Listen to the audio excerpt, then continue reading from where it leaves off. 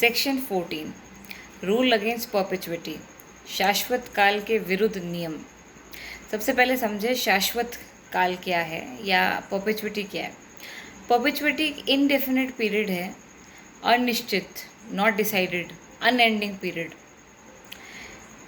जिसके दौरान आप एक कोई ट्रांसफ़र करते हो तो वो ट्रांसफ़र आगे से आगे चलता जाता है, और जितने लोगों के फेवर में आप ट्रांसफ़र कर रहे हो उनमें से किसी भी एक इंसान के फेवर में ना ही राइट ऑफ एलियनेशन होगा, और ना ही जो उस इंटरेस्ट के अंदर जो निहित इंटरेस्ट होता है, निहित हित होता है, वो ना ही इन में से किसी में भी वेस्ट करेगा।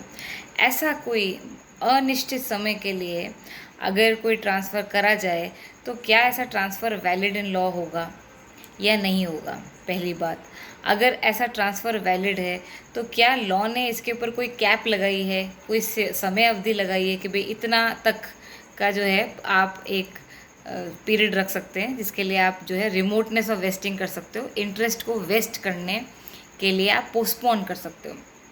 तो सेक्शन 14 आपको बताता है कि अगर कोई आपने ऐसा ट्रांसफ़र करा है जो कुछ लोगों के लाइफ ड्यूरेशन, लाइफ एस्टेट तक चलेगा, ठीक है, उसके बाद कुछ लोगों की माइनॉरिटी का पीरियड भी क्रॉस करेगा, उसके बाद किसी में जाके अल्टीमेटली वेस्ट करेगा, तो ऐसा ट्रांसफ़र जो होगा वो वॉइड इन लॉ होगा।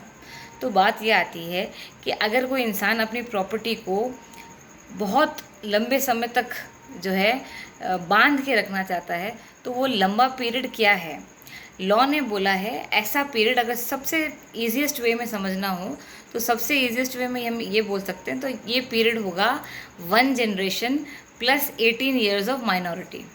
I will repeat, 1 generation plus 18 years of minority. इसका मतलब ये है कि जो लास्ट प्रिसीडिंग लाइफ एस्टेट होगा, जो भी लास्ट एक लाइफ एस्टेट जीवन काल के दौरान जो उस प्रॉपर्टी को एंजॉय कर रहा होगा, उसके मरने के पहले जो आपका अल्टीमेट बेनिफिशियरी है उसको बॉर्न होना होगा, और उसका जो माइनॉरिटी का पीरियड होता है that is 18 years of age. 18 साल तक एक बच्चे को हम अवयस्क मानते हैं, है ना। 18 साल कंप्लीट होते हुए व्यस्क हो जाता है, मेजर हो जाता है। तो आप 18 मोर ईयर्स तक जो है वेस्टिंग ऑफ इंटरेस्ट जो है या postponement of wasting of interest जो है उसको आप पोस्टपोन कर सकते हो, उतना आप रोक सकते हो, प्रॉपर्टी को उतनी देर तक आप टाई अप कर सकते हो। उसके बाद जैसे बच्चा 18 साल का हो जाता है, आपको जो है प्रॉपर्टी जो है उसको देनी पड़ेगी, in the sense that the interest in the property shall vest in this person.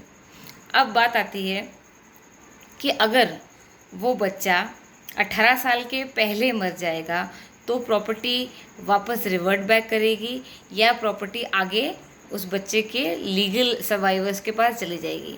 इसके लिए हमें ट्रांसफ़र देखना पड़ेगा, ट्रांसफ़र के टर्म्स एंड कंडीशंस देखने पड़ेंगे कि इन्होंने क्या बोला है। क्या इन्होंने ये बोला है उस ट्रांसफ़र में कि उसको प्रॉपर्टी के अंदर जो वेस्टेड इंटरेस्ट है वो तब तक नहीं देना है जब तक वो 18 साल का ना हो जाए।